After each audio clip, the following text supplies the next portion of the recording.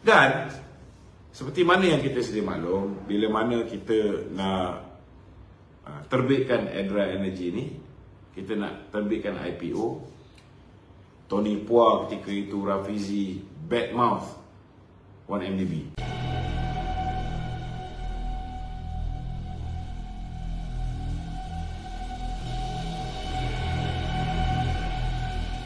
Kalau kita teruskan dengan penerbitan IPO itu, sudah pastilah terbit-terbit je saham tu menjunam.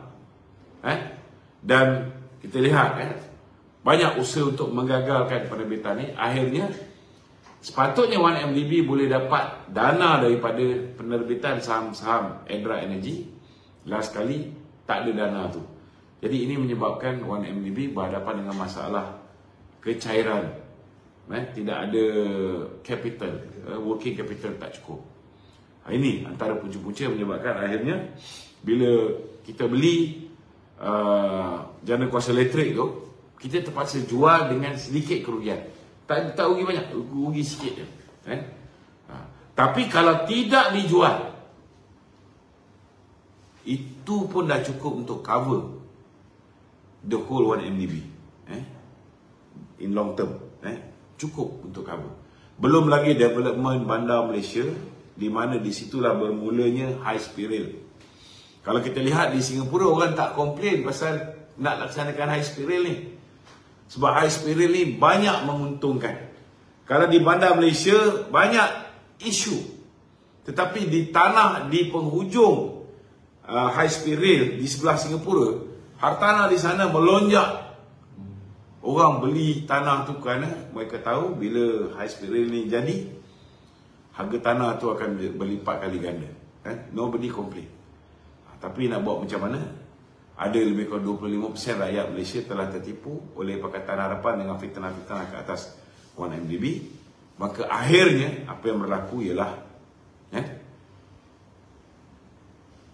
high speed rail tu pun sudah pun dibatalkan. Bandar Malaysia itu pun akhirnya sebahagiannya terpaksa dijual akibat daripada badmouth ataupun usaha memburuk-burukkan usaha yang dilakukan oleh 1MDB. Maka bila ditukar kerajaan, akhirnya kita lihat semua aset 1MDB telah diletakkan di bawah MOF. Dan di sinilah mula berlakunya macam-macam benda yang kita tak tahu apa jadi.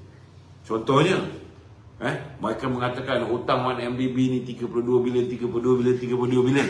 Hakikat dan realitinya, settlement yang diperolehi akibat daripada penipuan yang dilakukan oleh Jolo, Goldman Sachs, apa lagi, M-Bank,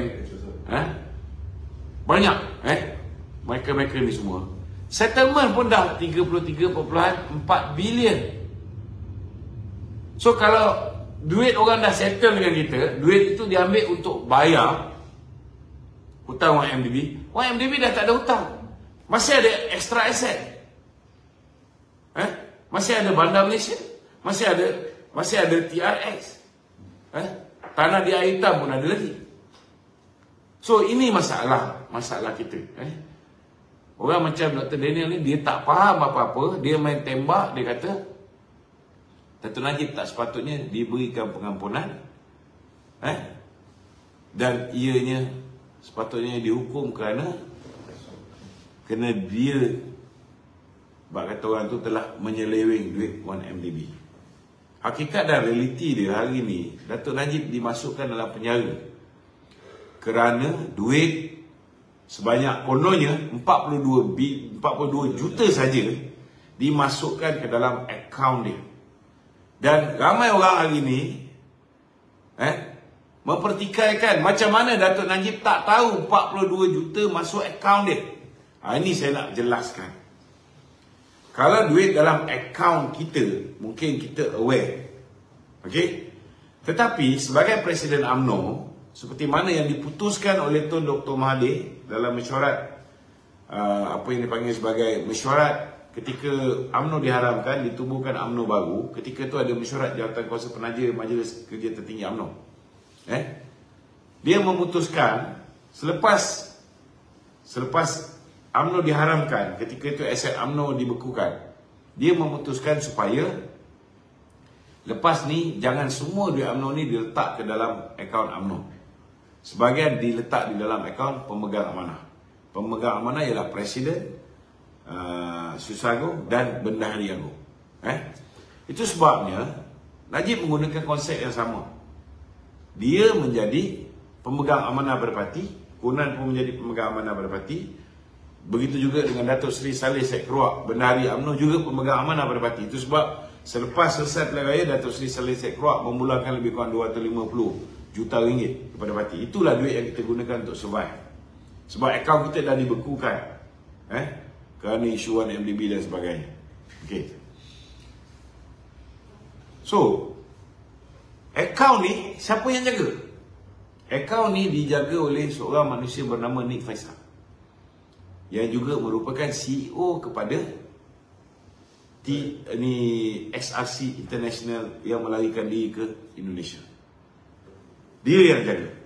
Okey, dia yang jaga. Okey. Yang menyebabkan dia ni tak tahu duit ni masuk. Ialah kerana akaun ini dicadangkan untuk ditubuhkan oleh Zeti Akhtar Aziz, Governor Bank Negara. Bila mana perjumpaan diadakan, tuan-tuan pun pernah tengok video gambar Datuk Seri Najib, Datuk Seri Rosmah, Jolo, Prince Turki di atas yacht. Ingat lagi ya? Pada ketika itu Datuk Seri Najib dijanjikan akan mendapat bantuan dana politik, sumbangan daripada kerabat Diraja Arab Saudi. Begitu juga dengan dari Kementerian Kewangan Arab Saudi juga telah mengutus surat mengatakan mereka nak memberikan sumbangan. Okey, ini kena faham. Mereka dah mula bagi sumbangan pada kita ni daripada 2011 sampai 2013. Mereka bagi sumbangan secara berperingkat. Dan antara yang menyebabkan duit tu tak masuk sekali, contohnya 681 juta US dollar tak masuk sekali, ialah kerana Zeti yang minta supaya ianya dipecah-pecahkan, supaya ianya tak masuk dalam akaun UMNO, masuk dalam akaun amanah yang dijaga oleh Nick Faisal. Rupa-rupanya ada agenda untuk frame Datuk Seri Najib, untuk kenakan Datuk Seri Najib. Setiap satu transaksi, duit masuk, duit keluar, dipulangkan balik pun kena. Setiap satu tu satu pendakwaan di mahkamah. Ini apa yang berlaku. Mungkin Mamat ni, nama siapa nama? Daniel ni langsung tak ambil inisiatif nak tahu apa sebenarnya berlaku. Kalau dia tahu bahawa bukti terbaru menunjukkan bahawa pertuduhan itu pun dah tak betul. Pertuduhan mengatakan bahawa duit yang dipinjam daripada Kuop oleh SRC International 4 bilion, duit ini yang diberikan kepada Datuk Seri Najib sebagai rasuah. Dahlah duit tu diberikan 3 tahun setengah. Kalau ustaz ni ada otak, ataupun Dr. Daniel ni ada otak, tentulah dia pun boleh fikir, takkanlah orang tu terima rasuah selepas 3 tahun setengah kabinet meluluskan pinjaman kepada SRC. Okey? Tetapi bukti terbaru menunjukkan bahawa terbalik. Bukan duit SRC masuk ke dalam akaun Datuk Seri Najib. Sebaliknya, duit yang dipinjam oleh Putra Perdana Development daripada Maybank, yang disahkan oleh pegawai Maybank, Nazlan, Hakim Nazlan, hakim yang telah menjatuhkan hukuman 12 tahun penjara dan juga 210 juta denda kepada Datuk Seri Najib. Dia tahu tentang duit ini. Dia tahu tentang pinjaman. Duit ini yang masuk akaun Datuk Seri Najib 42 juta. Dan daripada 42 juta itu, 2 kali transaksi dikeluarkan daripada akaun Datuk Seri Najib, 27 juta kepada SRC dan 5 juta kepada SRC. Terbalik, daripada akaun Najib lah yang masuk kepada SRC. Tapi nak buat macam mana? Bila nak dikemukakan bukti baru, mahkamah tolak. Tak apa, kita jangan petikai hak mahkamah nak tolak. Tetapi bagi orang yang otak dia waras, kalau tuduhan tu pun dah berbeza, sewajarnya pendakwaan itu dikira null and void. Sebab dah salah, tuduhan pun dah salah. Apatah lagi bukti-bukti terkini yang nak dikemukakan oleh Peguam Datuk Seri Najib menunjukkan Nazlan yang membuat penghakiman mengatakan Najib bersalah bila mana Najib mempunyai niat menubuhkan SRC itu pun dah tak betul. Padahal dia antara orang yang terlibat dalam menubuhkan SRC. Malah dia dibayar RM800,000 oleh 1MDB untuk menguruskan SRC. Maybank dibayar. Dia merupakan General Counsel Maybank ketika itu, Head of Corporate and Legal Affairs dan juga sebagai Company Secretary Maybank. Walaupun pihak awal dia tak mengaku, tetapi pihak SPRM mengesahkan setelah ditunjukkan dokumen-dokumen penglibatan Nazlan, maka akhirnya Nazlan sudah mengaku. Nazlan pun dah ambil lawyer, dah ready dah nak berhadapan dengan pendakwaan. Dan saya nak beritahu juga bahawa pihak SPRM sudah pun submit bulan Mei lagi untuk melakukan pendakwaan ke atas Nazlan di bawah kanun kesiksaan Session 220. Tapi malangnya tidak ada sebarang pendakwaan. Kalau orang yang rasional, mereka boleh menilai benda ni. Tapi nak buat macam mana, dia pun pro DAP.